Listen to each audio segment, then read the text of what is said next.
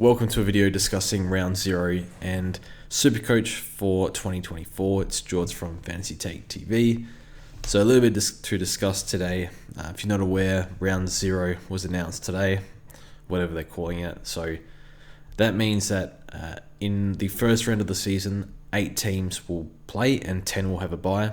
And the teams that are playing will have their bye earlier in the season, I don't know, within the first month or so. I don't know if it's 2 or 4 per round or something like that. I don't know, but not a great start for SuperCoach certainly. But yeah, from the AFL, I see where they're coming from in terms of they want to grow the game in New South Wales and Queensland. So with they've invested so much money into these expansion clubs. They see there's a market there for capture a bigger audience, whereas Victoria, SA, WA pretty much almost fully captured for AFL, but yeah, they see growth in those states. And they've given them infinite draft picks, infinite money for stadiums and soft cap space and whatnot, and academies and access to wider range of academies. They're just giving them whatever they can, using money to get the states to grow. Or get AFL to grow in those states. So I get that. I just don't see why they had to schedule it like this. It's a bit like a freight train. They're trying to get to one place and they're just taking out everything that is in their way, basically. And that is, they don't care that the fans don't seem to like this. I mean, why are we giving clubs bye? They don't care that this causes heaps of teams to have a bye. It's just full steam ahead. Let's just get this out of the way and pump money into New South Wales and Queensland and whatever. Grow the game there. So there, it doesn't matter the opportunity costs. So it's a little bit annoying. It just shows that Andrew Dillon is, it's concerning that he doesn't want to listen. I mean, what have they done to research for this? They've probably done a focus group where just a big echo chamber. They all clap at every suggestion. I don't know, I just get the impression that he's just surrounded by yes men, because has he surveyed fans? Has he asked the clubs? Apparently he's presented this to clubs and some were pushed back a little bit. I saw that on Twitter, but I don't have the full details of that. So yeah, I think the average fan, it just looks pretty stupid to have the way it's panned out. But regardless, you'd love to see them at least acknowledge that he's listening, maybe do a press release, what they're trying to do, why. It's a bit like the Giants AFLW team. They did I think Collingwood did the same in the AFL. They did a big press release and how they're going to go about their systems and who's playing where and their coaching panels. They just did an article where they just explained everything of how they're going about things, and they emailed it to members and everything, and they just let everyone know what was going on. Whereas we're a bit in the dark, why. I don't know why they're doing this. It seems like they're doing it to grow the game in New South Wales and Queensland, but are there other motives to do this? Is this necessary? Does it why do we have to have bye rounds? Why couldn't it be done in one round, giving them earlier time slots? Obviously, if you're a Carlton Richmond fan, you're probably not happy because you don't have the opening fixture. But if they want to park that for 1 year, I think that can be that's fair enough. Just to take this opportunity to, whether NRL has gone to Vegas or whatever they're doing. So even though if you're a Carlton Richmond fan, you probably disagree about that. That's fine. So you'll get it for the next 100 years, that fixture. So it's whatever. But yeah, a bit disappointing. But what does that mean for SuperCoach, and how do we go about this? So the good news is on Twitter, Al Patton, I say Twitter, X, whatever. I just still call it Twitter for now. But Al Patton says basically he was taking suggestions from the community, which is what you want to see. Just at least acknowledge that they're listening, and they'll take on whatever suggestions on board, and hopefully there's a few good ones out there. I'm reading the comments. I was pretty concerned because my opinion would be a lot of the comments in that thread, suggestions were terrible, to put it nicely. So terrible ideas in my opinion include wildcard week, which is unlimited trades for the first 1 or 2 rounds. Double game week, Lord have mercy, don't do that. That's just way too much bias towards teams that are playing twice. I couldn't think of anything worse. Skip round 1 or skip round 0. I'm not sure. So the reason why these 3 ideas, so skip the round 0, unlimited trades, or double game weeks, I think these are awful ideas. And the main reason is players play, so 10 teams have a bye in round 0, and then they're off their bye.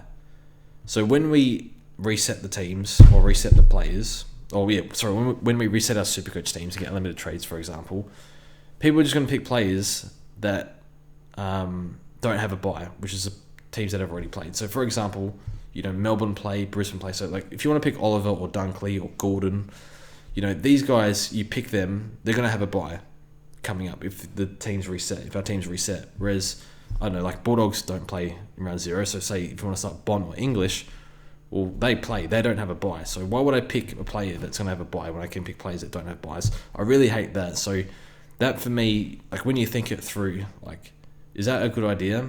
Do we just really want to pick players and just cop their bye? I don't like that. And, skipping round 0, I don't think that's a good idea. Like, these games should count. We can find a way around it. And the way I would do it is, unfortunately, what we've been presented is these are bye rounds. Just like in the middle of the year, we get bye rounds of 3 or 4 weeks we get. These are bye rounds. So if we can treat it as a bye round and make adjustments based on how many teams are missing. So for example, round 0, we have, I think it's too hard to do best 18 with 10 teams off. So I would do something like best 12. We have a squad of 30.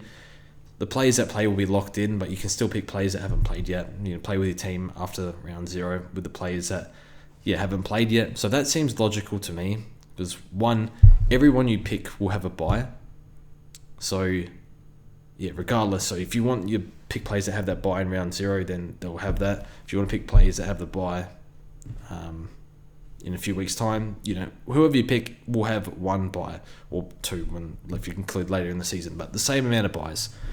So for that reason, that makes the most sense to me. So like the casual player base, like if you skip round 0, people will think that they're trying to sign up for SuperCoach, and then they see it's like not on. They might just forget to sign up. So at least you get people to sign up on the day that it starts. I think that's important because I've done that with other fantasies where I'm not really that interested. So I'll just like sign up, and as soon as there's like a break, like FPL, I'll just quit. Like I don't watch enough soccer it's no FPL, but for 3-week break, I just forget about it. So I think that it's important to still capture the new consumer or the casual consumer, which is most of the players, probably just in any sort of game or buys of a product. It's generally like 80% light users, 20% heavy, roughly, from my marketing degree, which is what I was told. But so most of the user base would be casual. So that's how I'd go about that. I'd really hate to see double game weeks or unlimited trades at any point. Also introduces a lot of luck. Like DFS is, I tried DFS once, never again. Just random players score stupidly.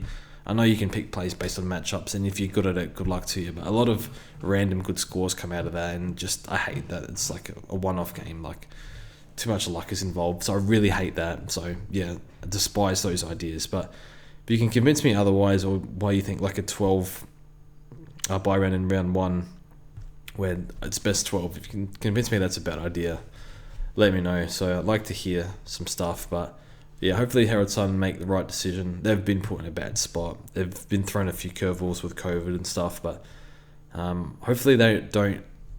Another issue is like how many trades are we going to get? Are we going to get too many? I think it's probably like an easy way out just to add more trades, and I understand why they do it because they have to make really tough decisions, but I would like to see no more extra trades. 36 is enough, I think.